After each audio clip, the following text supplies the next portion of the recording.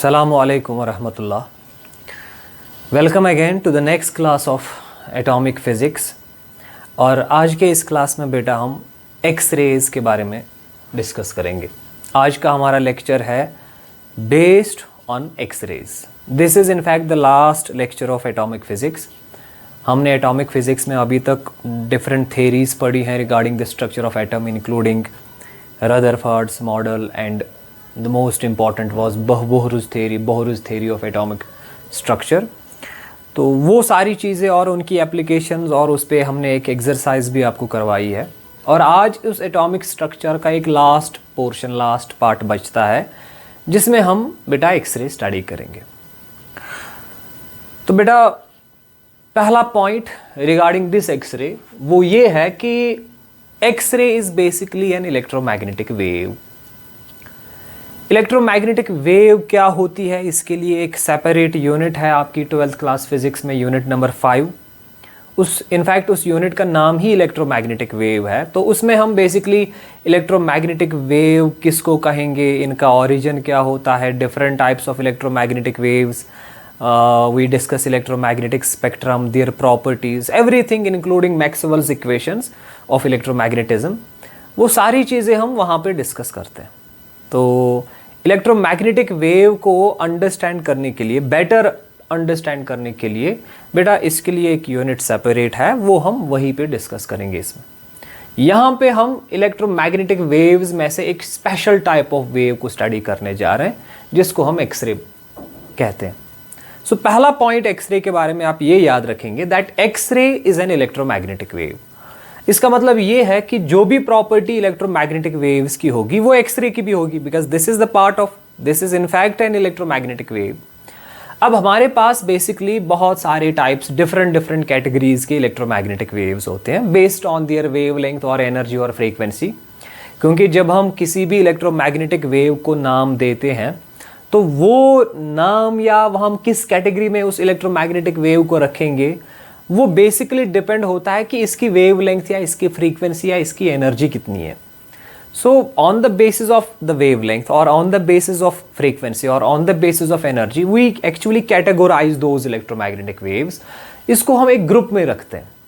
उस ग्रुप में हम different types of electromagnetic radiations को रखते हैं बेस्ड ऑन देयर इंक्रीजिंग और डिक्रीजिंग वेवलेंथ और देयर फ्रीक्वेंसी और एनर्जी। और उस ग्रुप ऑफ वेवलेंथ्स या उस कैटेगरी, उस ग्रुप को हम बेटा इलेक्ट्रोमैग्नेटिक स्पेक्ट्रम कहते हैं, जैसे कि यहाँ पे मैंने बोर्ड पे बनाया है। This is electromagnetic spectrum for you. इस इलेक्ट्रोमैग्नेटिक स्पेक्ट्रम में बहुत सारे different categories of electromagnetic radiations आएंगे बेस्ड ऑन देयर वेवलेंथ। सबसे टॉप पे अगर आप देखेंगे तो गामा रेज आती है। तो पहली बात यह है कि गामा रे हो, एक्सरे हो, अल्ट्रावायलेट रेडिएशन हो, विजिबल लाइट हो, या इंफ्रारेड रेडिएशन हो, माइक्रोवेव हो या रेडियो वेव हो, ये सारी वेव्स जो हैं दीज आर इलेक्ट्रोमैग्नेटिक वेव्स। अब हमने इनको अलग अलग कैटेगरी में रखा है बेस्ड ऑन देयर वेवलेंथ। या तो हम एनर्जी के हिसाब से इनको कैटेगराइज करते हैं, या तो वेवलेंथ के हिसाब से कैटेगराइज करेंगे, या तो फ्रीक्वेंसी के हिसाब से कैटेगराइज करेंगे। अगर हम वेवलेंथ के हिसाब से देखेंगे तो सबसे कम वेवलेंथ वाली इलेक्ट्रोमैग्नेटिक रेज को हम बेटा गामा रेज कहते हैं। आपको पता है, आपने पढ़ा होगा, बहुत बार ये इक्वेशन देखी होगी that energy is equal to h times frequency और hc बाई लैम्डा। बहुत बार आपने ये इक्वेशन जो है देखी होगी, पढ़ी होगी, अंडरस्टैंड की होगी। तो बेसिकली यहाँ पे बेटा 3 पैरामीटर्स आते हैं। एक होता है एनर्जी, दूसरा होता है फ्रीक्वेंसी, तीसरी होती है वेवलेंथ। तो यहाँ category on the basis of या तो एनर्जी करेंगे, या तो वेवलेंथ करेंगे, या तो फ्रीक्वेंसी करेंगे। पर एक बात याद रखेंगे कि जो आपको पहले ही पता होगी शायद, कि high energy radiation means high frequency और लो वेवलेंथ। जिस रेडिएशन की या जिस इलेक्ट्रोमैग्नेटिक वेव की एनर्जी हाई होगी, इसका मतलब उसकी वेवलेंथ कम होगी। जिसकी एनर्जी ज़्यादा होगी उसकी फ्रीक्वेंसी भी ज़्यादा होगी।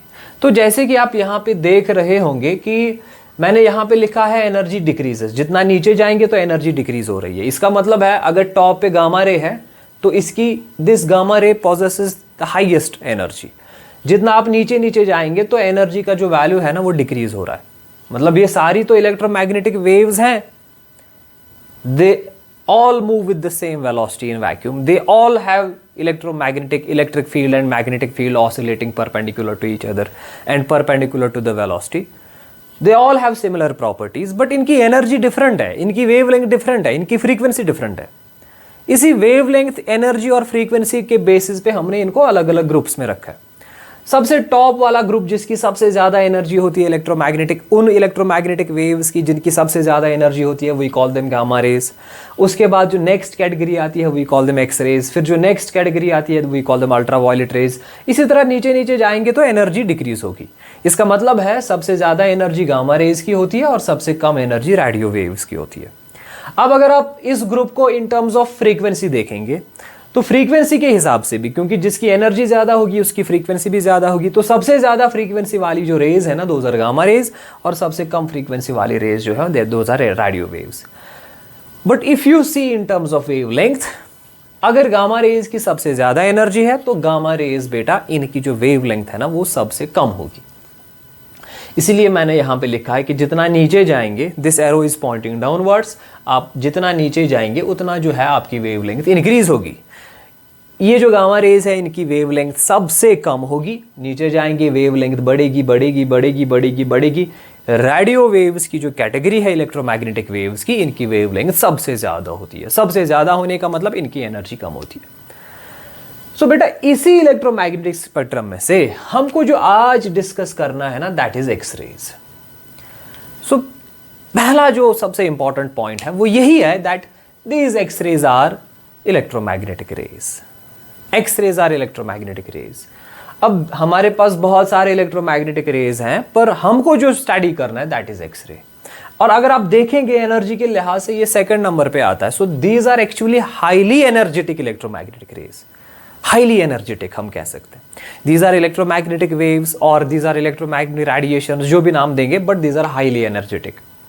और जो डिफाइनिंग टर्म है ना, जो डिफाइनिंग टर्म है इनके लिए कि हम कौन सी इलेक्ट्रोमैग्नेटिक रेज को एक्स रेज कहेंगे, तो इसके लिए आप इनकी वेव लेंथ का जो रेंज है वो याद रखेंगे.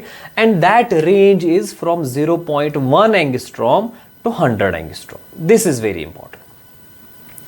अगर आपके पास इलेक्ट्रोमैग्नेटिक रेडिएशन है और आपको डिसाइड करना है कि ये किस कैटेगरी में आती है, बेसिकली गामा रेज की जो वेव लेंथ है उसका अपना रेंज है, एक्स रेज का अपना रेंज है, अल्ट्रा वायलेट का अपना रेंज है. मैंने कहा ये सारी चीज़ें हम बेसिकली इलेक्ट्रोमैग्नेटिक वेव्स में पढ़ते हैं, पर मैं थोड़ा सा रिपीट कर रहा हूँ यहाँ पे कि वहाँ पे हमने क्या पढ़ा है.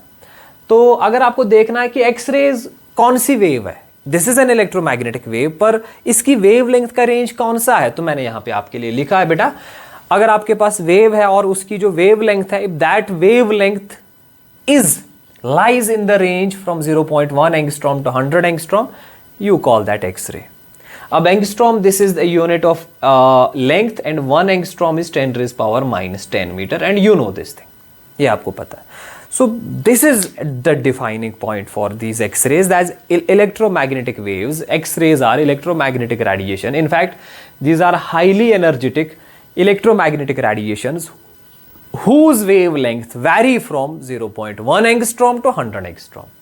अगर wavelength 0.1 angstrom से कम है तो वो गामा कैटेगरी में आएगा, और अगर wavelength 100 angstrom से ज़्यादा है तो वो बेटा अल्ट्रा वायलेट रेडिएशन में आएगा.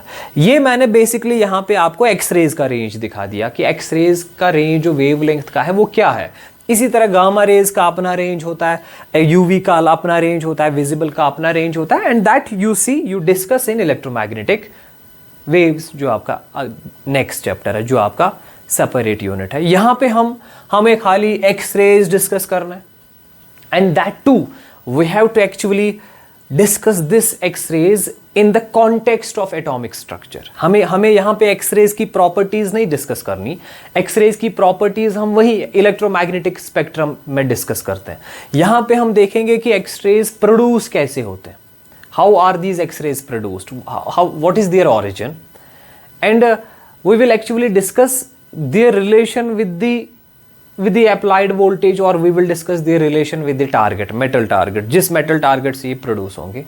And one more thing that we are going to discuss, or we are interested here, that is Moseley's law. Moseley's law आपने पढ़ा होगा केमिस्ट्री में, periodicity, periodic table, classification of elements, वहाँ पे हम पढ़ते हैं Moseley's law, but that Moseley's law is somewhat related to X-rays, and we are going to discuss how Moseley's law is related to X-rays. So I hope you understood this thing, that X-rays are electromagnetic radiation,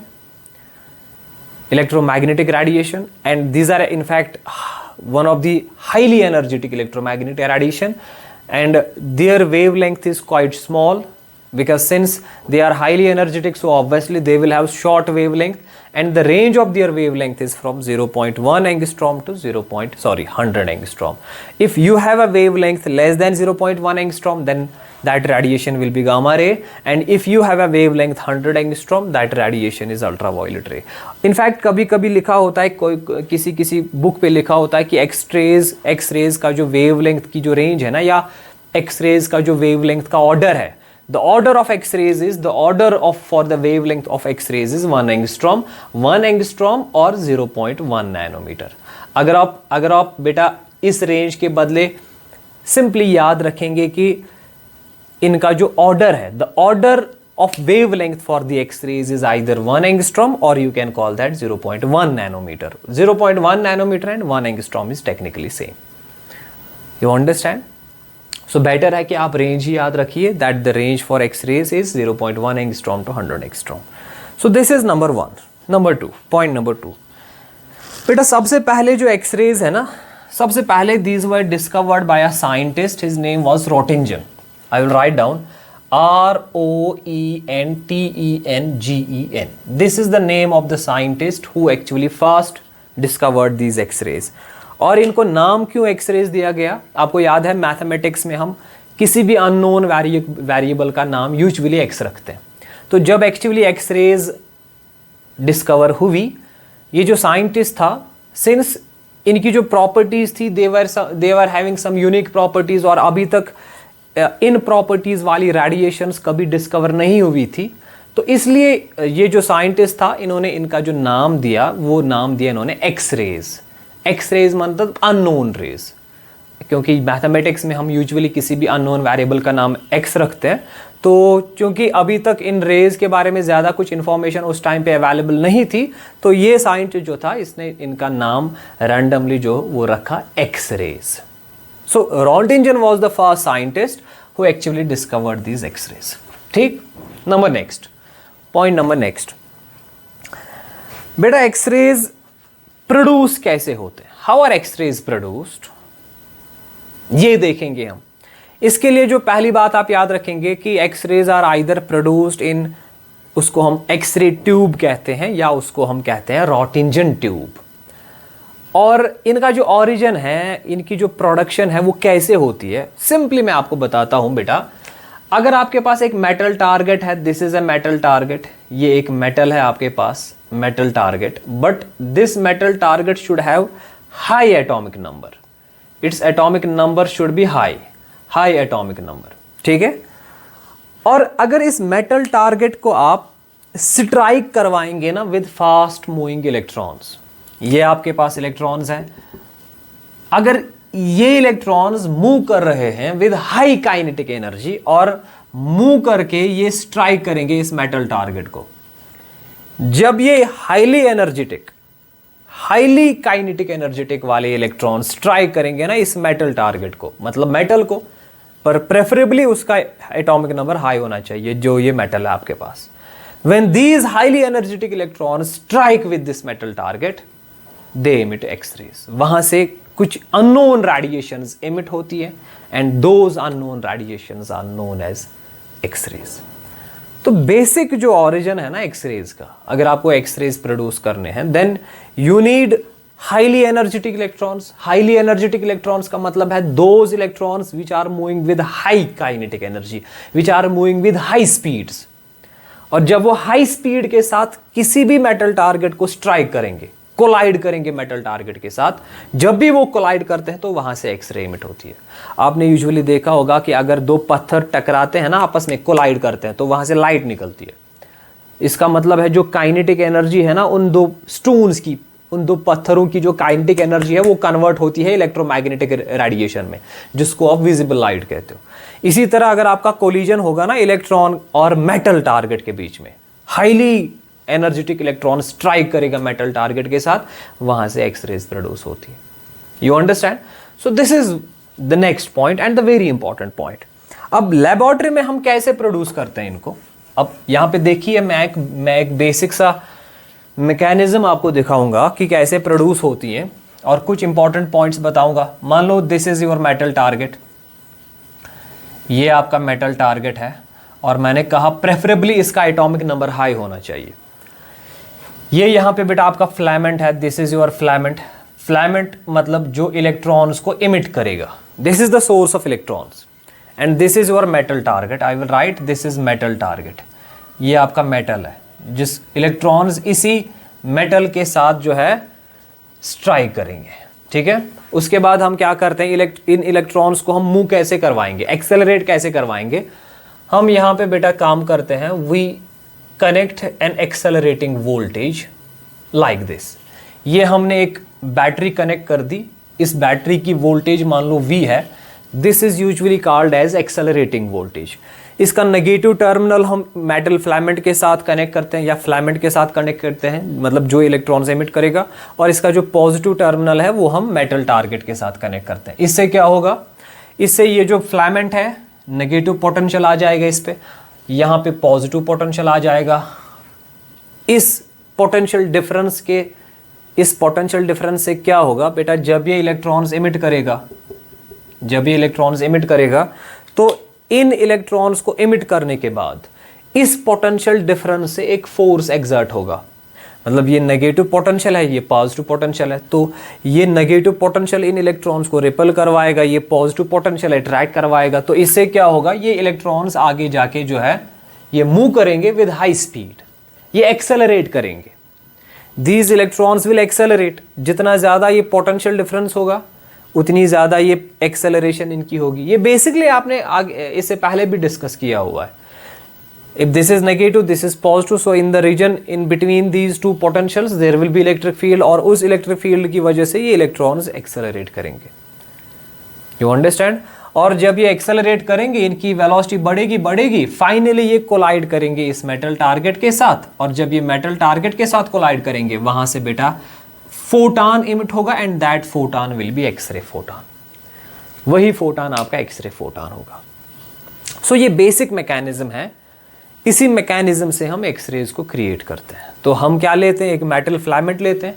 filament जब hot होता है तो ये खुद ही electrons को emit करता है, पर उन इलेक्ट्रॉन्स की काइनेटिक एनर्जी ज़्यादा नहीं होती। अब हम उनकी काइनेटिक एनर्जी या उनकी स्पीड कैसे बढ़ाते हैं, हम एक बैटरी या एक पोटेंशियल डिफरेंस कनेक्ट करते हैं। हम एक बैटरी कनेक्ट करते हैं इस फिलामेंट और इस टारगेट के साथ।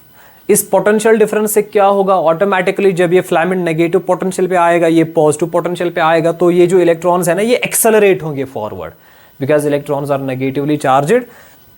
Due to this negative charge they will be pushed forward and due to this positive potential they will be attracted। तो ओवरऑल जो इलेक्ट्रॉन्स है ना बेटा, इलेक्ट्रॉन्स एक्सेलरेट करेंगे फॉरवर्ड डायरेक्शन में। और जितना ये पोटेंशियल ज़्यादा होगा, जितनी ये पोटेंशियल डिफरेंस ज़्यादा होगी, जिसका मैंने नाम दिया एक्सेलरेटिंग पोटेंशियल, एक्सेलरेटिंग पोटेंशियल। इसको हम एक्सेलरेटिंग पोटेंशियल क्यों कहते हैं, बिकॉज दिस एक्सेलरेट्स इलेक्ट्रॉन्स। और जब इलेक्ट्रॉन एक्सेलरेट करेगा, ये sufficient velocity, sufficient speed gain करेगा, इसकी काइनेटिक एनर्जी बढ़ जाएगी, और फिर सडनली ये कोलाइड करता है मेटल टारगेट के साथ। और जब ये मेटल टारगेट के साथ कोलाइड करता है तो इसकी जो सारी काइनेटिक एनर्जी है वो एब्रप्टली लूज हो जाती है, वो एब्रप्टली लॉस हो जाती है। और लॉस होने का मतलब है वो एब्रप्टली कन्वर्ट हो जाती है फोटान में, और जो यहां से फोटान एमिट होता है that is your x ray photon. So जितना ज़्यादा ये पोटेंशियल डिफरेंस जितनी ज़्यादा होगी, उतनी काइनेटिक एनर्जी इस इलेक्ट्रॉन की ज़्यादा होगी। जितनी काइनेटिक एनर्जी इलेक्ट्रॉन की ज़्यादा होगी, उतना जो फोटान आपका इमिट होगा वो हाईली एनर्जेटिक होगा, और जितना वो हाईली एनर्जेटिक होगा उसकी उतनी वेवलेंथ कम होती है, और यूजुअली वो लाई करता है एक्सरे रीजन में। फिर से देखो, इलेक्ट्रॉन एक्सेलरेट हुआ, किसने किया एक्सेलरेट, पोटेंशियल डिफरेंस ने। जब इलेक्ट्रॉन एक्सेलरेट हुआ, उसकी काइनेटिक एनर्जी बढ़ गई। जब उसकी काइनेटिक एनर्जी बढ़ गई, उसने स्ट्राइक किया मेटल टारगेट के साथ। मेटल टारगेट के साथ जब स्ट्राइक हो गया, उसकी काइनेटिक एनर्जी सारी लॉस हो गई। लॉस होने का मतलब है वो सारी एब्रप्टली कन्वर्ट हो जाती है फोटान में, वहां से फोटान एमिट होता है, वहां से लाइट एमिट होती है, और वो जो लाइट है ना वो विजिबल नहीं होती. That light lies in X-ray region, that light, that photon is actually X-ray photon, वहां से फोटान एमिट होता है. तो कुल मिला के बात यहां पे ये है कि यहां पे जो इलेक्ट्रॉन एक्सेलरेट होता है, इस इलेक्ट्रॉन की जो काइनेटिक एनर्जी है वही काइनेटिक एनर्जी कन्वर्ट हो जाती है इनटू द एक्सरे फोटॉन. तो मैं यहां पे लिखूंगा in x-ray production kinetic energy of electron is converted into energy of photon. अब फोटान की एनर्जी कितनी होती है, Ac by lambda या H इंटू न्यू, और काइनेटिक एनर्जी इलेक्ट्रॉन की हमने कितनी लिखी, that is Ke. So in x-ray, technically in x-ray production, kinetic energy of fast moving electron is converted into the energy of photon, and that photon is X-ray photon. और इस point के हिसाब से अगर आप देखेंगे, this process X-ray production is then the reverse of photoelectric effect. Photoelectric effect अगर आपको याद होगा, वहां पे जो प्रोसेस, जो फिनोमेना होता है ना, that is the reverse of this process. यहां पे इलेक्ट्रॉन की काइनेटिक एनर्जी किस में कन्वर्ट हो जाती है, फोटान में. पर अगर आपको याद होगा, फोटो इलेक्ट्रिक इफेक्ट में जब फोटान आता है वो मेटल टारगेट के साथ स्ट्राइक करता है, तो मेटल टारगेट के साथ स्ट्राइक करने के बाद वहां से वो इलेक्ट्रॉन को इजेक्ट करवाता है. बात यही है. अगर हम सेंट्रल आइडिया देखेंगे फोटो इलेक्ट्रिक इफेक्ट का, यही है. फोटान आता है, मेटल पे गिरता है, तो मेटल सरफेस के गिरने के बाद वहां से वो इलेक्ट्रॉन को इजेक्ट करवाता है. तो इसका मतलब है फोटान की एनर्जी कन्वर्ट होती है into the kinetic energy of electron. So in photoelectric effect, the energy of photon is converted into the kinetic energy of electron. पर अगर आप यहां देखेंगे, in X-ray production, the kinetic energy of electron is converted into the energy of photon. So this is technically the reverse process of photoelectric effect. याद रखेंगे इस बात को. photoelectric effect का जो reverse process है ना, that is X-ray production. वहां पे फोटान की एनर्जी इलेक्ट्रॉन में कन्वर्ट होती है, यहां पे फास्ट मूविंग इलेक्ट्रॉन की एनर्जी फोटान में कन्वर्ट होती है, and that photon is your x ray photon. समझ आ रहा है. If Q is the charge of electron and V is the potential difference, तो फिर काइनेटिक एनर्जी जो एक्वायर करेगा ना ये electron, that will be Q into V. You know this thing from electrostatics में आपने ये पढ़ा है कि जब एक इलेक्ट्रॉन एक्सेलरेट करता है through a potential difference V, तो उसकी जो हाईएस्ट मैक्सिमम काइनेटिक एनर्जी है, या जो काइनेटिक एनर्जी वो गेन करता है, that is equal to charge into potential difference.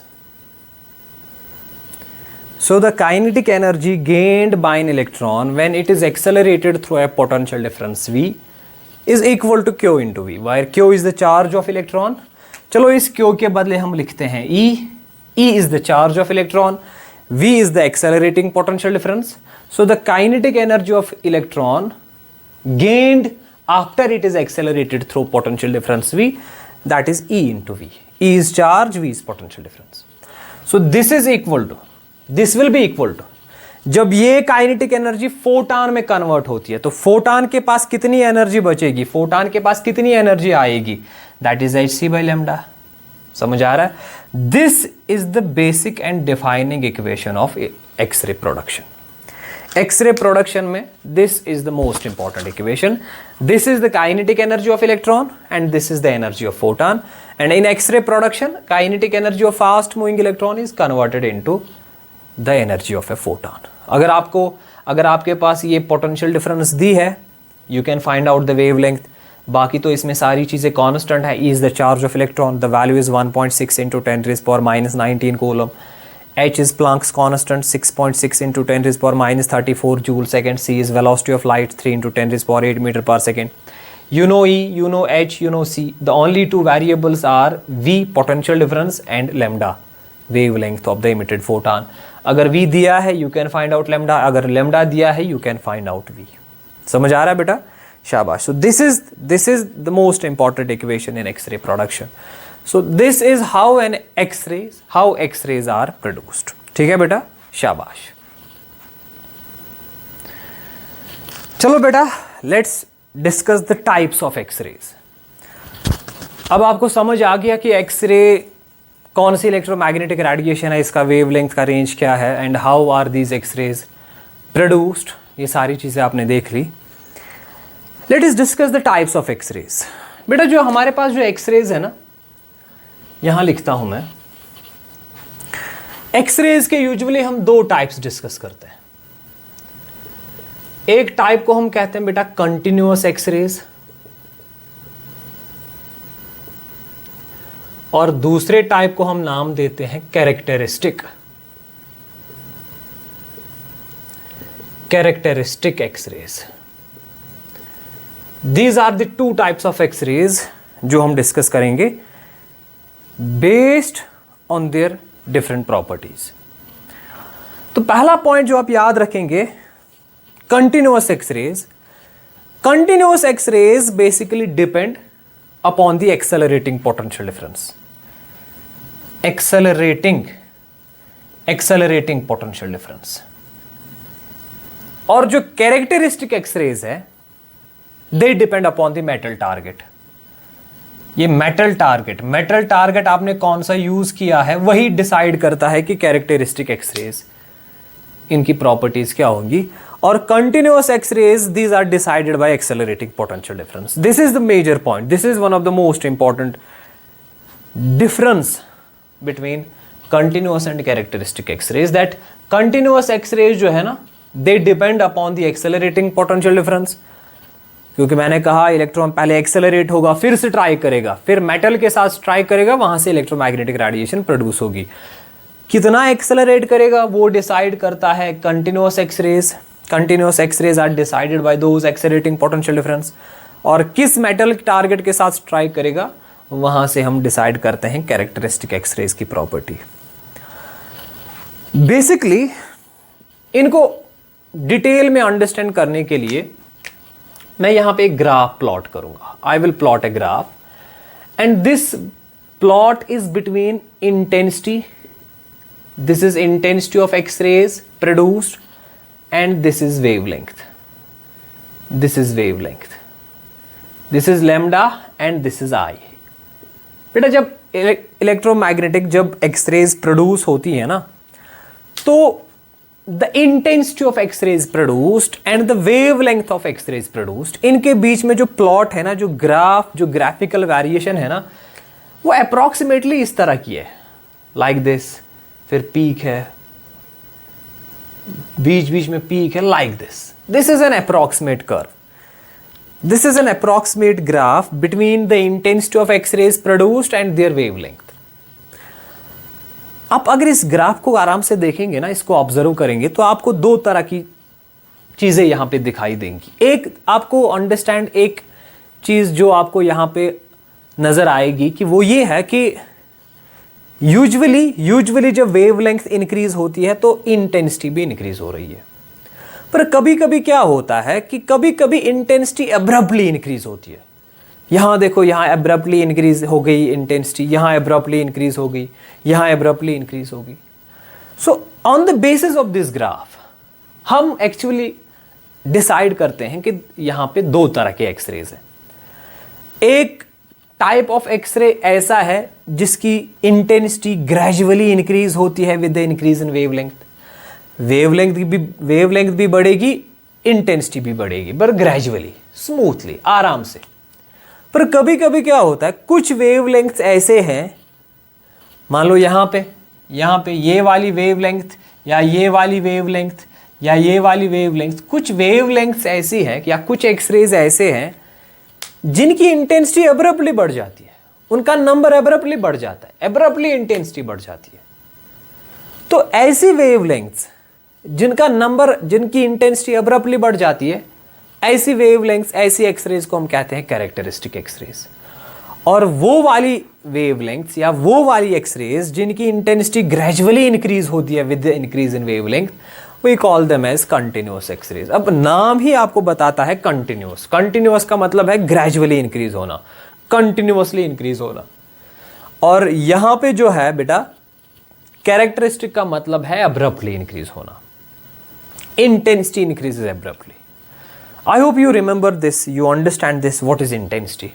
अब यहां पे आप intensity, you can relate this intensity with the number. Intensity is actually energy per unit area per unit time. पर यहाँ पे इसको understand करने के लिए you can say this intensity is the number. Intensity is the number. Number कितनी, how many X-rays? What is the number of X-rays that are produced? For example, मैं यहाँ पे एक छोटा सा टेबल बनाता हूँ। मैं लिखता हूँ बेटा, यहां पे लिखता हूं लैम्डा, यहां पे लिखता हूं आई। अगर आपके पास एक्सरे है, उसकी वेवलेंथ है फॉर एग्जांपल 0.1 एंगस्ट्रॉम, और उसकी जो इंटेंसिटी है let us suppose that is 10। I am trying to make you understand what is this intensity in terms of number.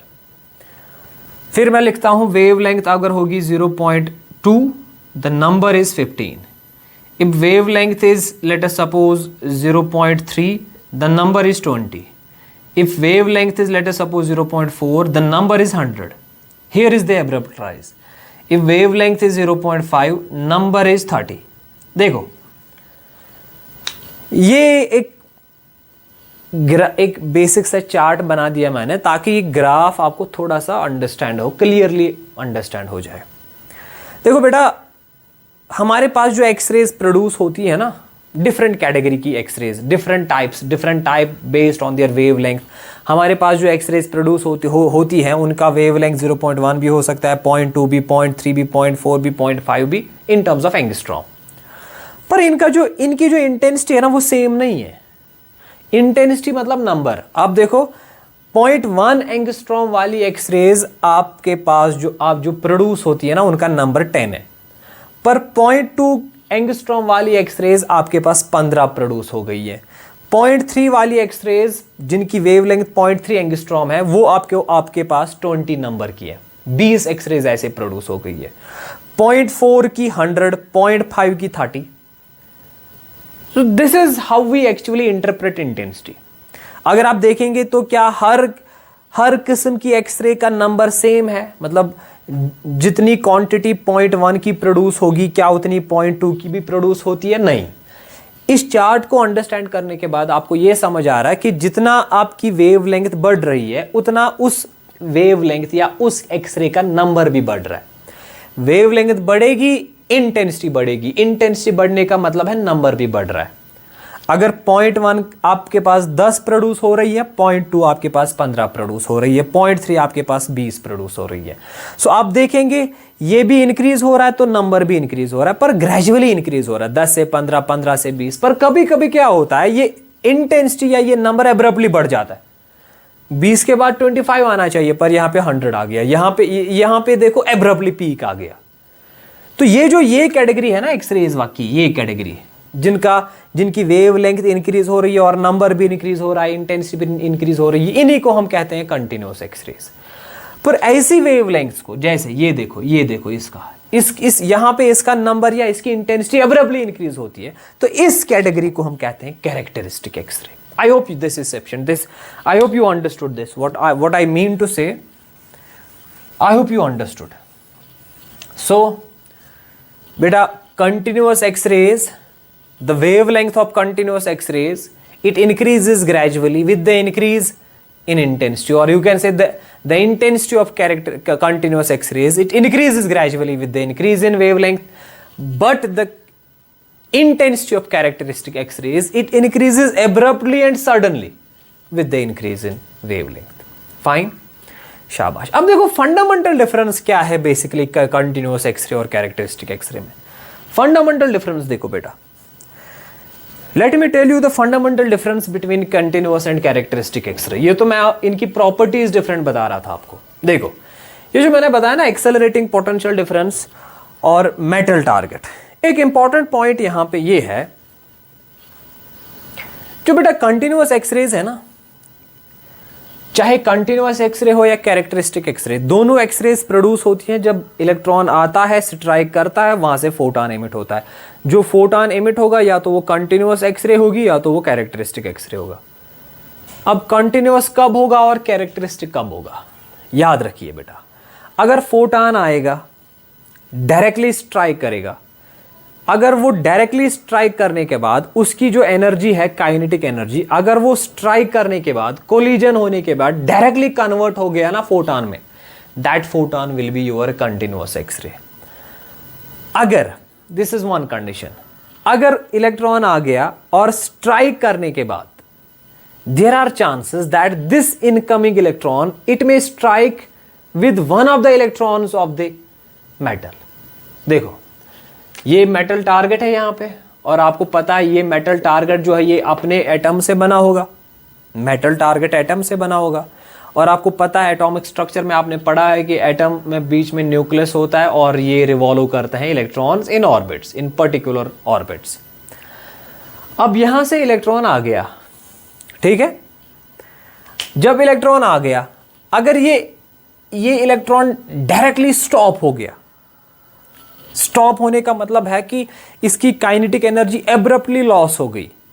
जब इसकी काइनेटिक एनर्जी एब्रप्टली लॉस होती है ना, ये आ गया स्टॉप हो गया, काइनेटिक एनर्जी एब्रप्टली लॉस होगी, तब जाके जो इसकी काइनेटिक एनर्जी है ना वो कन्वर्ट होती है कंटिन्यूअस फोटॉन में। पर कभी कभी ऐसे भी हो सकता है, जब इलेक्ट्रॉन आ गया, ये एटम है, मेटल टारगेट का एक मैंने एटम बना दिया यहाँ पे, और इस एटम में ये न्यूक्लियस है और ये इलेक्ट्रॉन्स हैं, ये इलेक्ट्रॉन्स रिवॉल्व कर रहे हैं। These are internal electrons of the metal target and this is the external fast moving electron। जब भी इलेक्ट्रॉन आएगा, पॉसिबिलिटी है ना यहाँ पे कि ये इलेक्ट्रॉन आएगा और ये इन इलेक्ट्रॉन्स में से किसी के साथ कोलाइड करेगा। अगर ये इलेक्ट्रॉन आ गया, मान लो इस इलेक्ट्रॉन के साथ इसने कोलाइड कर लिया, तो ये इस इलेक्ट्रॉन को नॉक आउट कर देगा, ये इसको बाहर ही निकालेगा। अगर ये इलेक्ट्रॉन यहां से बाहर निकल गया तो इसका मतलब है ये जो एटम है यहां पे एक वैकेंसी क्रिएट हो जाएगी। अगर एक इनर इलेक्ट्रॉन, मान लो ये के शेल है, ये एल शेल है, ये एम शेल है, ये एन शेल है, हर एक शेल में इलेक्ट्रॉन्स है। ये मैंने दो इलेक्ट्रॉन फॉर एग्जांपल दिखा दिए। बाहर से इलेक्ट्रॉन आ गया, इसने स्ट्राइक किया अंदर वाले किसी इलेक्ट्रॉन को, और अंदर वाला इलेक्ट्रॉन इसने एक बाहर निकाल लिया। मान लो इसने एल शेल से इलेक्ट्रॉन को निकाल दिया बाहर, इसका मतलब एल शेल में एक वैकेंसी क्रिएट हो जाएगी। फिर एल शेल में अभी होने चाहिए फॉर एग्जांपल 2 इलेक्ट्रॉन, अभी एक को ये बाहर वाले इलेक्ट्रॉन ने कोलाइड करके उसको निकाल दिया बाहर, तो एल शेल में वैकेंसी क्रिएट हो गई ना। अगर यहां पे वैकेंसी क्रिएट हो गई तो ये फिल होना चाहिए, because according to various rules of filling electrons in the orbits, पहले जो शेल फिल होना चाहिए, लोअर एनर्जी वाला शेल फिल होना चाहिए, फिर हायर एनर्जी वाला शेल फिल होगा। अब अगर यहाँ पे वैकेंसी क्रिएट होगी तो ये फिल होगी ना, इसको फिल कौन करेगा? हायर, जो बाकी जो ऊपर वाले शेल्स में इलेक्ट्रॉन्स हैं वो जंप करेंगे, नीचे आएंगे, या तो एम शेल से इलेक्ट्रॉन नीचे आएगा या तो एन शेल से इलेक्ट्रॉन नीचे आएगा, क्योंकि पहले ये वैकेंसी क्रिएट होगी, पहले इसको फिल करना है, बाद में देखेंगे ऊपर वाली वैकेंसीज कैसे फिल होंगी। अब इस वैकेंसी को फिल करने के लिए जब ऊपर से इलेक्ट्रॉन नीचे जंप करेगा, नीचे जंप करेगा, तो आपने बोहरुस थ्योरी में पढ़ा है, जब इलेक्ट्रॉन ट्रांजिशन करता है, जंप करता है from higher energy level to lower energy level, तो वहां पे वो क्या करता है, फोटॉन एनर्जी रिलीज हो जाती है वहां पे, क्योंकि 2 शेल्स में जो एनर्जी डिफरेंस है वो एक्स्ट्रा एनर्जी डिफरेंस रिलीज हो जाएगी इन टर्म्स ऑफ फोटॉन, और वो फोटॉन जो वहां से रिलीज होगा, that photon is your characteristic photon.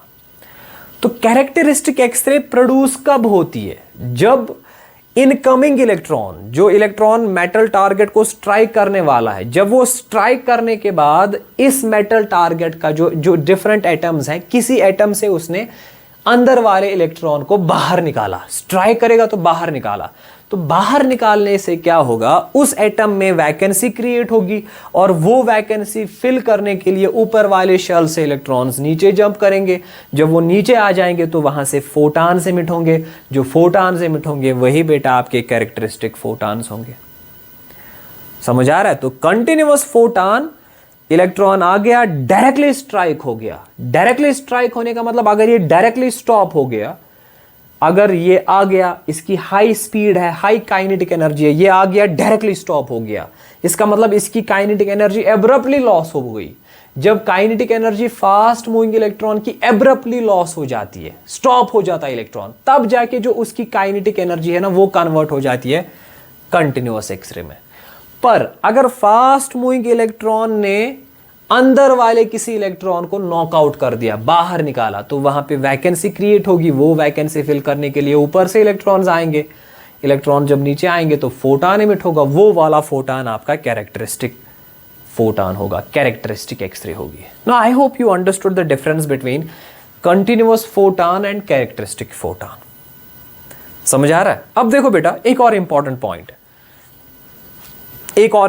Point दोनों के बारे में बताता हूं। In fact this is the mathematical point, और यहां से आपका क्वेश्चन बनेगा एंट्रेंस में। बेटा देखो, मान लो जो मैक्सिमम काइनेटिक एनर्जी है ना, मैक्सिमम काइनेटिक एनर्जी इलेक्ट्रॉन की, जब वो आ रहा है बाहर से, ये यहां पे फिर से मैं डायग्राम बनाऊंगा, फिर से डायग्राम बनाने जा रहा हूं बेटा। अब देखिए, देखो बेटा, फिर से डायग्राम बनाता हूं थोड़ा सा। ये मेटल टारगेट है, this is your metal target, और ये इलेक्ट्रॉन आ रहा है and this has been accelerated by accelerating potential, वो आपको पता है। Let us suppose the maximum kinetic energy of this electron, we denote that by K maximum, and let us suppose this is equal to EV naught. V naught, let us suppose this is accelerating potential difference. अभी मैंने आपको बताया कि kinetic energy एक electron कितनी gain करता है जब हम उसको एक्सेलरेट करेंगे through a potential difference V, और V naught that is EV naught. So maximum kinetic energy gained by this electron, जब इसको आप एक्सेलरेट करेंगे through a potential difference V naught, that maximum kinetic energy will be E naught. और जब ये maximum kinetic energy सारी convert हो जाएगी एनर्जी ऑफ फोटान में, तो हम लिखेंगे this will be equal to hc by lambda.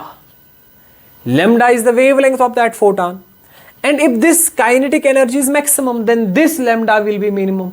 This will be minimum. Actually होता क्या है, जब इलेक्ट्रॉन आएगा ना, जब इलेक्ट्रॉन आएगा स्ट्राइक करेगा, तो इसकी जो काइनेटिक एनर्जी है ना, वो या तो सारी कन्वर्ट फोटान में हो जाएगी, या तो उसका कुछ पोर्शन फोटान में कन्वर्ट होगा। तो इसका मतलब है जो वेवलेंथ इस एक्सरे फोटान की होगी, उसका जो मिनिमम वैल्यू हो सकता है, मिनिमम वैल्यू एक्सरे फोटान का तब होगा जब kinetic energy, maximum kinetic energy या सारी काइनेटिक एनर्जी फोटान की कन्वर्ट होगी, सारी काइनेटिक एनर्जी इलेक्ट्रॉन की कन्वर्ट होगी फोटान में। उस टाइम पे जो वेवलेंथ होगी ना फोटान की, वो मिनिमम होगी। तो इस इक्वेशन के हिसाब से जो लैम्डा मिनिमम की जो इक्वेशन बनेगी, वो बनेगी बेटा hc divided by EV naught. अगर आप यहां पे देखेंगे, this is the minimum possible wavelength. इस मिनिमम पॉसिबल वेवलेंथ को हम कहते हैं cut off wavelength. We name this as cut off wavelength, cut off wavelength, या इसको हम कहते हैं सैचुरेशन वेवलेंथ, जो भी है। तो सैचुरेशन वेवलेंथ अगर आप देखेंगे ना, ये किस चीज पे डिपेंड है बेटा? Applied potential. इसीलिए अगर आपको याद होगा, जो मैंने अभी ग्राफ बनाया ना, इससे पहले जो मैंने ग्राफ बनाया इंटेंसिटी वर्सेस वेवलेंथ, ये ग्राफ कुछ ऐसे बनाया था मैंने, फिर कुछ पीक्स बीच बीच में आ रहे थे, ऐसे कुछ ग्राफ था। तो अगर आप देखेंगे, this was lambda and this was intensity. अगर आप देखेंगे ये जो ग्राफ है ना, it starts from this lambda minimum, ये लैम्डा मिनिमम से स्टार्ट होगा, और वेवलेंथ का वैल्यू इससे कम नहीं हो सकता। Let me explain this further. फिर से समझा रहा हूं मैं बेटा, इसको फिर से समझा रहा हूं। देखो, ये मान लो मेटल टारगेट है, this is your metal target, fine. और ये फिलामेंट ने इलेक्ट्रॉन को यहां से इमिट कर दिया, this is your electron, this is your accelerating potential difference. आराम से अंडरस्टैंड कर लो, this is very important. Let us suppose accelerating potential difference is V, और इस पोटेंशियल डिफरेंस से ये इलेक्ट्रॉन इंक्रीज, इसकी वेलोसिटी हो जाएगी, और ये फाइनली स्ट्राइक करेगा यहां इस टारगेट को, तो वहां से फोटान इमिट होगा जिसकी एनर्जी hc बाय लैम्डा होगी, फाइन। अब देखो, जो इलेक्ट्रॉन है ना, मान लो जो ये हाईएस्ट काइनेटिक एनर्जी एक्वायर करेगा, that is K maximum. This is the highest kinetic energy gained by this electron when it is accelerated through this potential difference V not. अब जब ये स्ट्राइक करेगा बेटा, तो ये जरूरी नहीं है कि इसकी सारी काइनेटिक एनर्जी कन्वर्ट हो जाएगी फोटान की एनर्जी में। इसका कभी कभी कुछ फ्रैक्शन कन्वर्ट हो जाता है, 70% कन्वर्ट होगा फोटॉन की एनर्जी में, 30% होगा, 20% होगा, 80% होगा, कभी कभी सारी एनर्जी 100% भी कन्वर्ट हो सकता है।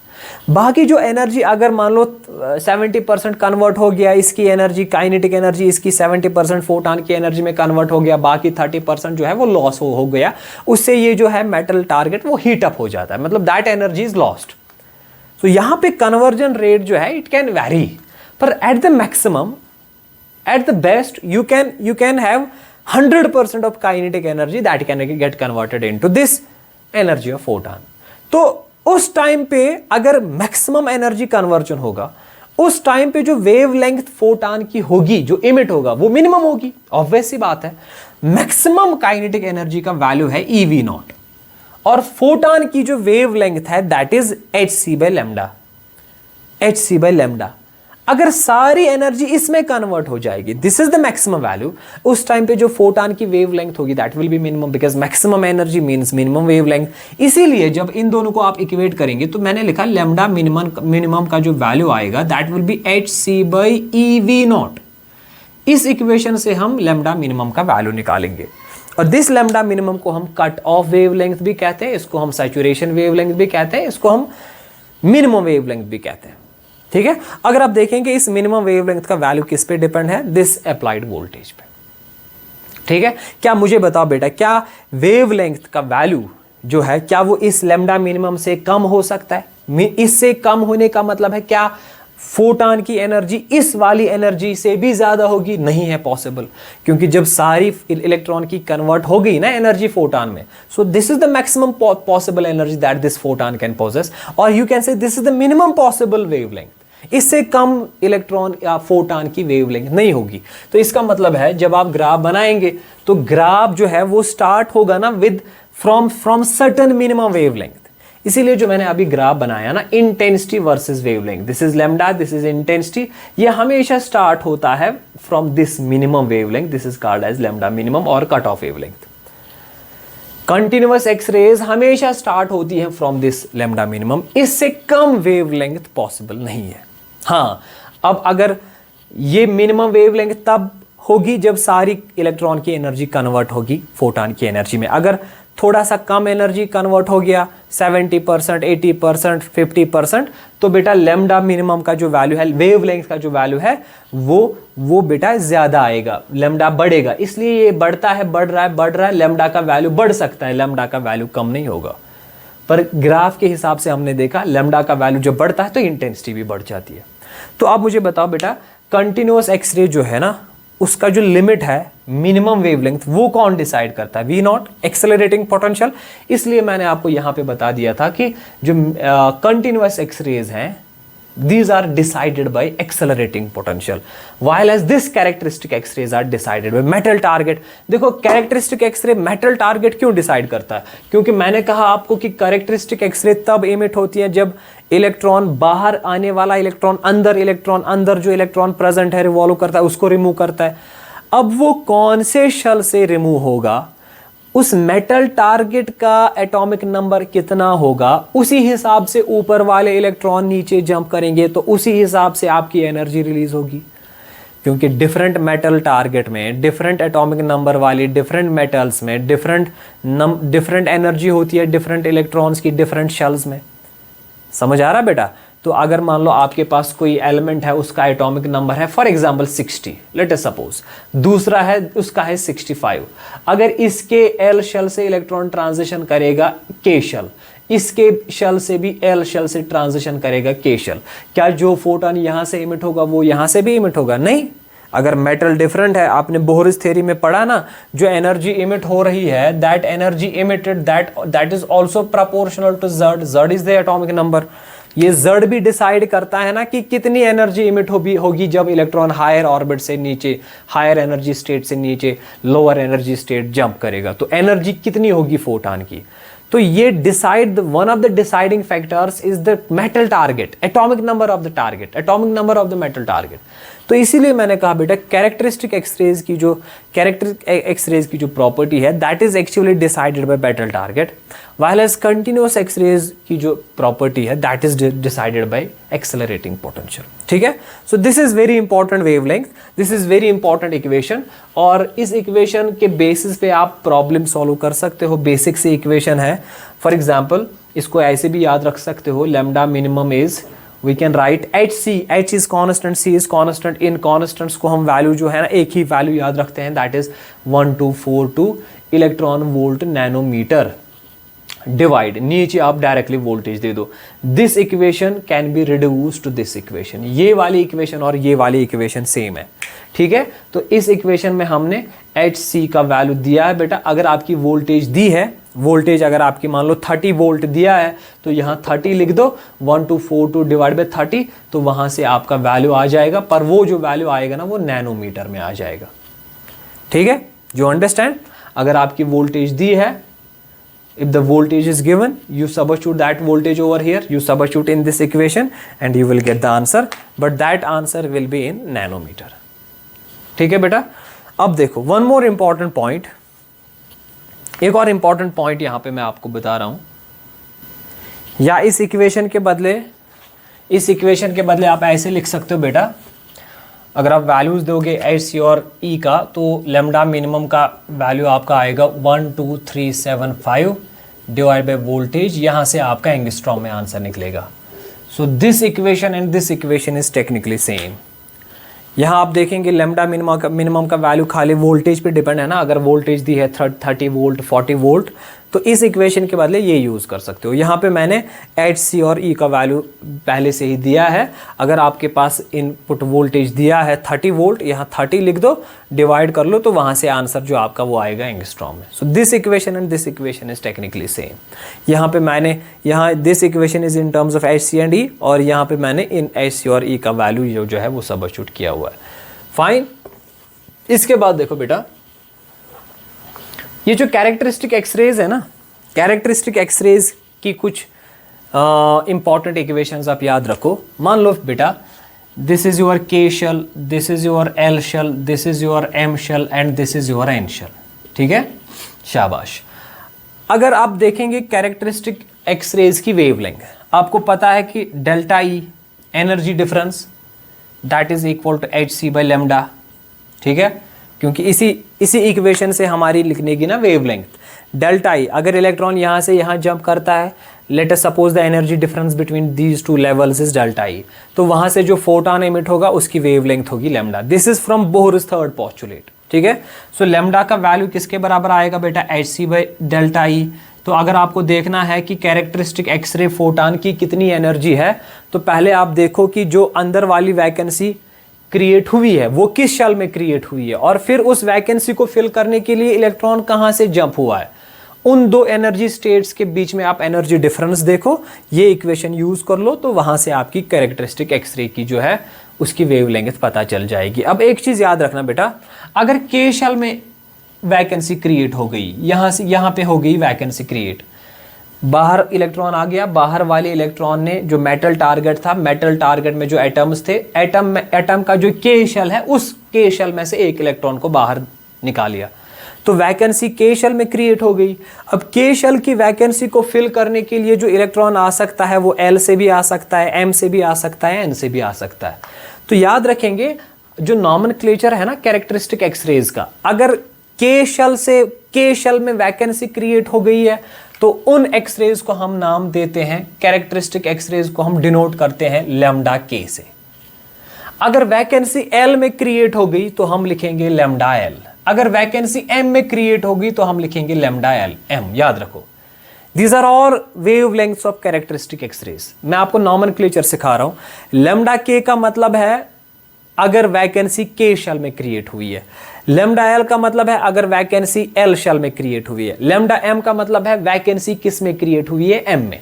वैकेंसी कैसे क्रिएट होगी, बाहर इलेक्ट्रॉन आएगा, उसने अंदर वाले इलेक्ट्रॉन को बाहर निकाला। अगर वो अंदर वाला इलेक्ट्रॉन के शेल का था तो उसकी जो वेवलेंथ होगी वो हम डिनोट करेंगे लैम्डा के से। अगर अंदर वाला इलेक्ट्रॉन एल शेल का था तो उसकी वेवलेंथ हम डिनोट करेंगे लैम्डा एल से। फाइन, शाबाश। उसके बाद देखो, फिर अगर मान लो के शेल में वैकेंसी क्रिएट हो गई, अब जो इलेक्ट्रॉन है ना वो या तो एल से जंप करेगा के, ऊपर वाला इलेक्ट्रॉन m से जंप करेगा के, या तो ये वैकेंसी फिल होगी n वाले इलेक्ट्रॉन से। अगर ये l से आएगी, ऐसे आएगा इलेक्ट्रॉन, तो वहां से जो फोटॉन इमिट होगा उसको तो हम लैम्डा के से डिनोट करेंगे उसकी वेवलेंथ को, पर उसको हम कहते हैं बेटा अल्फा एक्सरे। अगर के वाली वैकेंसी m शेल से फिल हो गई, m शेल वाले इलेक्ट्रॉन ने फिल की तो उसको हम कहेंगे बीटा एक्सरे। अगर के वाली वैकेंसी n शेल ने फिल कर ली उसको हम कहते हैं गामा एक्सरे। तो इसका मतलब है we can have lambda K alpha और लैम्डा के बीटा और lambda K gamma. Similarly we can have lambda L alpha और लैम्डा एल बीटा और lambda L gamma. Similarly we can have lambda M alpha और lambda M beta और lambda M gamma. ठीक है, देखो फिर से लैम्डा एल बीटा, अगर आपको लैम्डा एल बीटा का वैल्यू निकालना है, ये फॉर्मूला है, मैं लिखूंगा lambda L beta, this will be equal to h c divide by L beta. L beta, L का मतलब है वैकेंसी एल में क्रिएट हुई है, बीटा का मतलब है कि एल के बाद जो नेक्स्ट है, उसके बाद जो नेक्स्ट आ रहा है उससे इलेक्ट्रॉन नीचे आया है। अगर एल अल्फा होगा इसका मतलब है वैकेंसी एल में क्रिएट हो गई है, और अल्फा का मतलब है एल के बाद वाला जो नेक्स्ट हायर शेल है वहां से इलेक्ट्रॉन ने जंप किया है और इस वैकेंसी को फिल किया है। अगर लैम्डा एल बीटा है इसका मतलब है वैकेंसी एल शेल में क्रिएट हुई है, और बीटा का मतलब है इस एल से जो नेक्स्ट मतलब फर्स्ट सेकंड हायर शेल जो है वहां से इलेक्ट्रॉन आया है, उसने जंप किया है एल शेल तक और वहां फोटॉन एमिट हुआ है। तो लैम्डा एल बीटा, एल मतलब वैकेंसी एल में क्रिएट हुई है, बीटा मतलब आपको एल से 2 स्टेप ऊपर जाना है, एम और एन, इसका मतलब इलेक्ट्रॉन यहां से नीचे आया है। तो एनर्जी डिफरेंस क्या लेंगे आप, that will be E N minus E L. तो इस इक्वेशन से आप लैम्डा एल बीटा का वैल्यू निकाल सकेंगे। फिर से देखो बेटा, अगर आपको लैम्डा के अल्फा का वैल्यू निकालना है, फॉर्मूला है h c by delta E, आप लिखेंगे h c, delta E is energy difference, पर किसकी एनर्जी डिफरेंस लेनी है, के अल्फा मतलब वैकेंसी के शेल में क्रिएट हुई है, अल्फा का मतलब है के शेल से ऊपर जो है पहला शेल, तो इसका मतलब एल और के में डिफरेंस, तो मैं लिखूंगा E L minus E K, energy of L shell minus energy of K shell, ये डिफरेंस डिवाइड कर लो तो लैम्डा के अल्फा एक्सरे की वेवलेंथ आपको निकलेगी, के अल्फा एक्सरे की वेवलेंथ आपको निकलेगी। ठीक है, फिर से देखो बेटा, अगर आपको वेवलेंथ ऑफ के बीटा निकालनी है, that will be hc divided by k means vacancy has been created in k shell, तो ये है शेल, बीटा मीन्स k के बाद आपको 2 स्टेप ऊपर जाना है, that is l and m, इसका मतलब m से इलेक्ट्रॉन आएगा k तक, इसका मतलब m minus l, so em minus em minus ek, so the wavelength of k beta photon will be equal to hc by em minus ek. This is how we calculate the wavelength of characteristic X-ray photons. I hope you can do this now. ठीक है, so alpha beta gamma, जरा मुझे बताओ lambda alpha, lambda beta, lambda gamma, बताओ सबसे, इनको increasing order या decreasing order में अरेंज कर लो। तो देखो बेटा, मान लो ये एक शेल है, this is first shell, this is second, this is third, this is 4। मान लो वैकेंसी इसमें क्रिएट हो गई है, ये वैकेंसी इसमें क्रिएट होगी है, ये वैकेंसी इसमें क्रिएट होगी है, इसके बाद ये पहला शेल है, ये दूसरा है, ये तीसरा है। अगर इस वैकेंसी को फिल करने के लिए फर्स्ट से इलेक्ट्रॉन आएगा तो अल्फा, अगर सेकंड से इलेक्ट्रॉन आएगा तो बीटा, अगर थर्ड से इलेक्ट्रॉन आएगा तो गामा। बताओ ज़्यादा एनर्जी किसकी होगी? ज़्यादा एनर्जी फोटॉन की तब होगी ना जब वो थर्ड से इस यहाँ तक आएगा, क्योंकि एनर्जी डिफरेंस ज़्यादा होगी। इसका मतलब है energy of gamma will be greater than energy of beta greater than energy of alpha, क्योंकि जितनी डिफरेंस ज़्यादा होगी एनर्जी ज़्यादा होगी। अब जितनी एनर्जी ज़्यादा होगी वेवलेंथ कम होगी, तो वेवलेंथ उल्टा आएगा, lambda gamma will be less than lambda beta will be less than lambda alpha. समझ आ रहा है? So this is the order, this is the arrangement of different wavelengths. ठीक है बेटा। अब अगर मैं आप लिखूंगा lambda K, lambda L, lambda M, lambda N, ठीक है। बताओ सबसे ज़्यादा एनर्जी किसकी होगी? सबसे ज़्यादा एनर्जी डिफरेंस पहले दो शेल्स में होती है, जितना ऊपर आप जाओगे उतनी एनर्जी डिफरेंस कम होती है। तो इसका मतलब है पहले एनर्जी जो डिफरेंस है वो पहले दो शेल्स में ज़्यादा होगी। इसका मतलब है कि एनर्जी ऑफ के शेल या energy of photon, energy of K X-ray photon will be more compared to energy of L X-ray photon will be more, energy of M X-ray photon will be more, energy of N X-ray photon। तो wavelength का order उल्टा आएगा, wavelength of K X-ray photon will be less compared to wavelength of L X-ray photon will be less compared to wavelength of M X-ray photon will be less compared to wavelength of N X-ray photon। समझ आ रहा है? This is on the basis of Bohr's theory, क्योंकि Bohr's theory में आपने पढ़ा है कि पहले दो शेल्स में एनर्जी डिफरेंस ज़्यादा होती है, जितना ऊपर ऊपर जाओगे एनर्जी डिफरेंस कम हो रही है। फाइन, शाबाश। So this is all about X rays, their types and their different mathematical equations. चलो बेटा कुछ बेसिक क्वेश्चन सॉल्व करते हैं हम। इसमें बेसिक क्वेश्चन सॉल्व करते हैं बेटा। पहले तो आप मुझे कंटिन्यूअस एक्सरे में लैम्डा और वी नॉट के बीच में ग्राफ प्लॉट करके दो। Lambda is wavelength of continuous X ray photon and V naught is the accelerating potential. आपको पता है बेटा lambda is equal to hc/e/v naught, यही इक्वेशन है ना बेटा।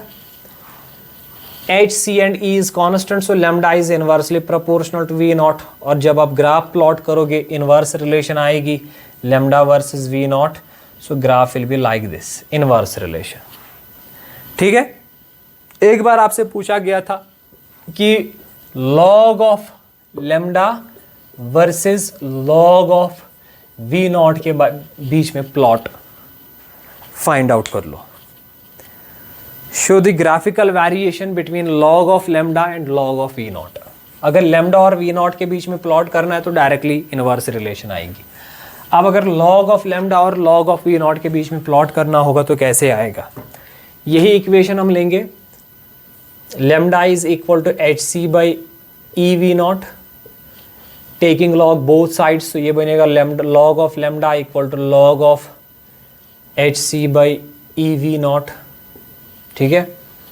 log of lambda is equal to log of, इसको हम दो टर्म्स में डिवाइड करेंगे। एक टर्म को हम नाम रखेंगे hc/e, दूसरी टर्म को हम नाम रखेंगे 1/v नॉट। मतलब तो सेम आ गया ना, इन दोनों को मल्टीप्लाई करेंगे तो यही बनेगा। अब हम देखेंगे this is log m into n, तो हम लिख सकते हैं log m plus log n। So this is log of lambda, this is log of hc/e plus this is log of 1/v naught. Fine. इसके बाद देखो बेटा,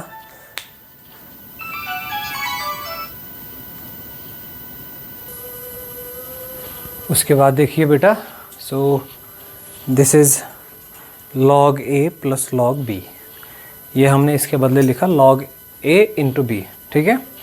अब देखो और मॉडिफिकेशन करते हैं, हमें ये हमारा क्वेश्चन है, we have to plot the graph between log lambda versus log v naught. ठीक है। तो ये हमारी बेसिक इक्वेशन है, इसको solve taking log both side solve किया, यहाँ तक हम पहुँच गए।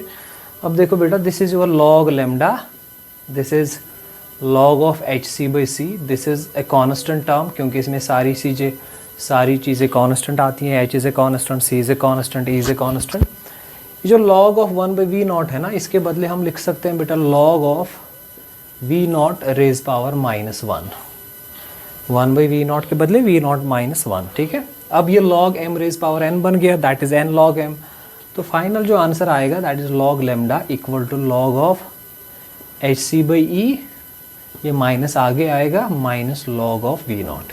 फाइन, शाबाश। So this is your log lambda and this is your log v0। सो पहले हम log लैम्डा लिखेंगे, log of lambda equal to फिर ये वाली टर्म लिखेंगे minus log of v0 plus फिर ये वाली टर्म लिखेंगे that is log of hc/e। Fine. अब अगर ये मान लो आपका y है, so this is your minus, ये मान लो आपका x है, ये कांस्टेंट टर्म है, this is c। So this equation becomes 1 equal to minus x plus सी।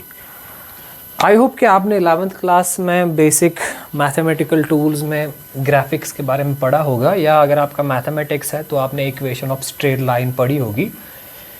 ये जो हमारा फाइनल रिजल्ट आता है ना, this comes out to be in the form y equal to minus x plus c, where y is your log of lambda, x is your log of v0 and c is your constant term that is log of hc/e। अगर आप इसका graph plot करेंगे y versus minus x, तो जो आपका graph आएगा ना y versus minus x, that graph will come out to be like this, ठीक है। और ये जो यहाँ पे एंगल होगा, this angle will be 45 degree. क्यों? क्योंकि यहाँ पे जो स्लोप है that is -1, -1 is actually tan of 135 degree.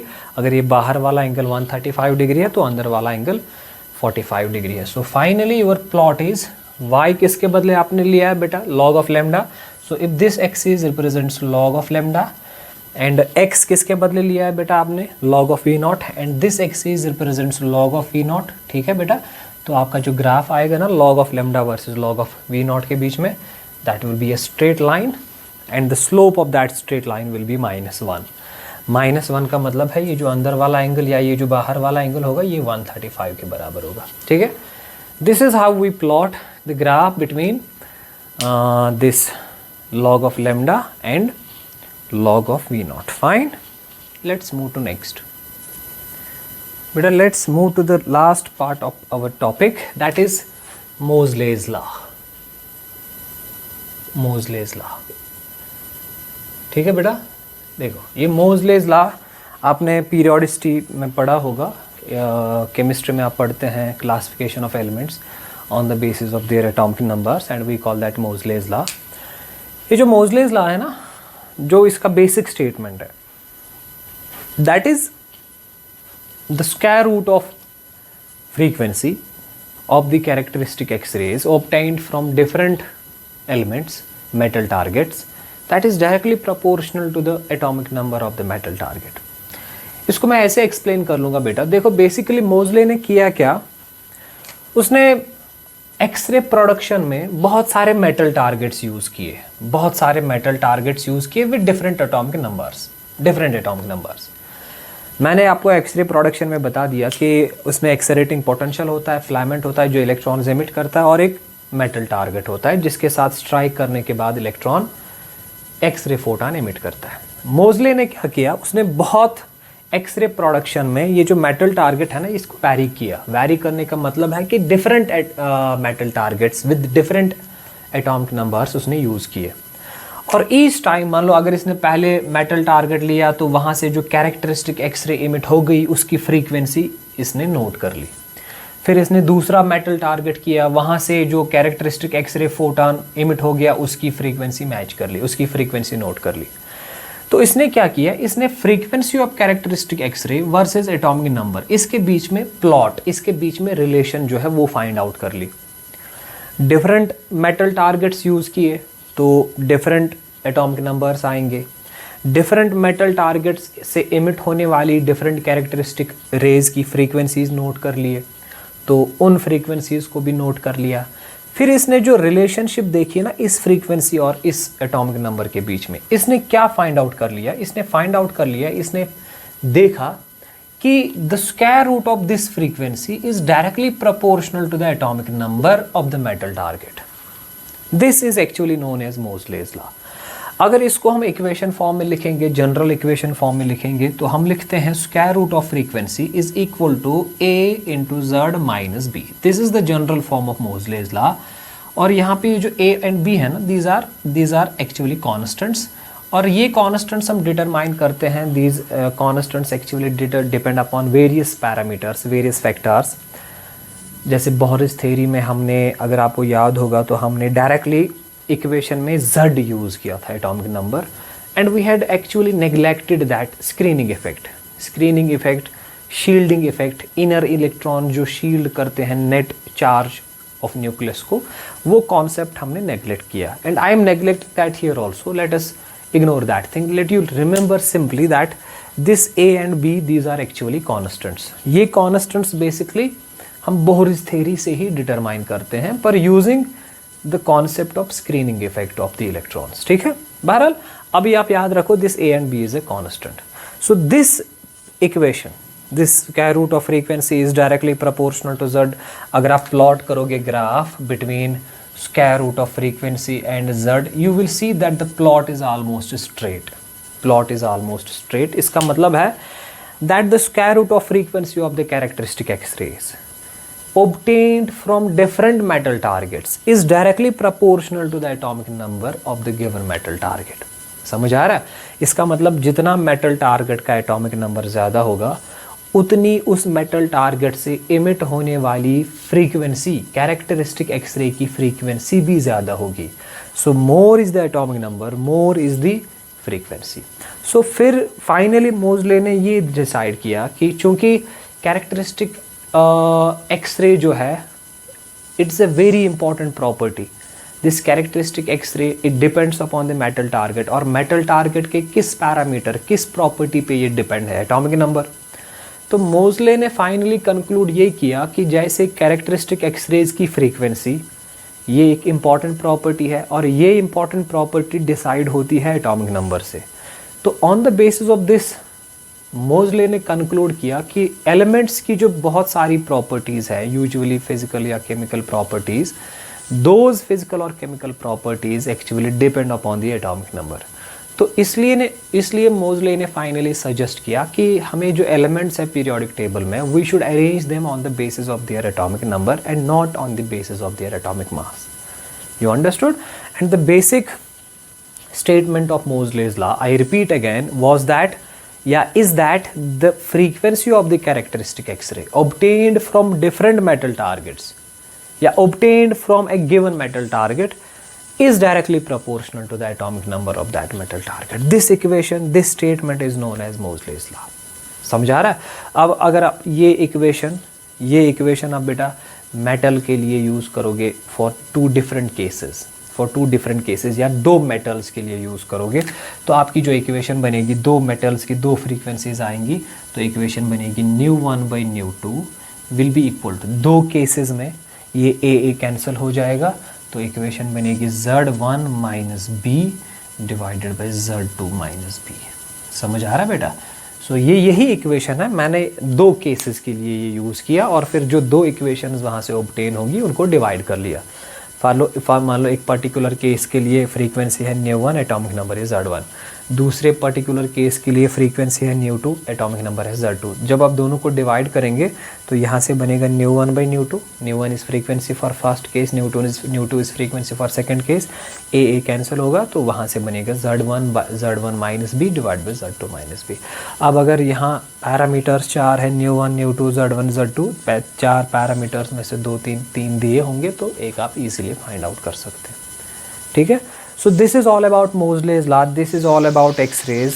यहाँ पे जो इक्वेशन है वो ज़्यादा कॉम्प्लिकेटेड नहीं है, बेसिक इक्वेशन मैंने कैरेक्टरिस्टिक एक्सरे में या ओवरऑल एक्सरे के टॉपिक में जो आपको दिखाई, that is EV0 is hc/λ। यही से आपका क्वेश्चन बन सकता है। अब इसमें एक्सरसाइज दिखाने की ज़्यादा ज़रूरत नहीं है, आप बेटा खुद एक्सप्लोरर पास्ट ईयर पेपर्स को चेक करके इस इक्वेशन पे एक्सरसाइज कर सकते हो, क्योंकि this is a basic algebraic expression. एक दो पैरामीटर्स इसमें है, एक दिया होगा, दूसरा आप आराम से निकाल पाओगे। ठीक है? So I hope you understood this lecture clearly. I advise you to go through these lectures again and again. So this was the last lecture of this atomic physics, and inshallah our next topic will be nuclear physics. Thank you very much.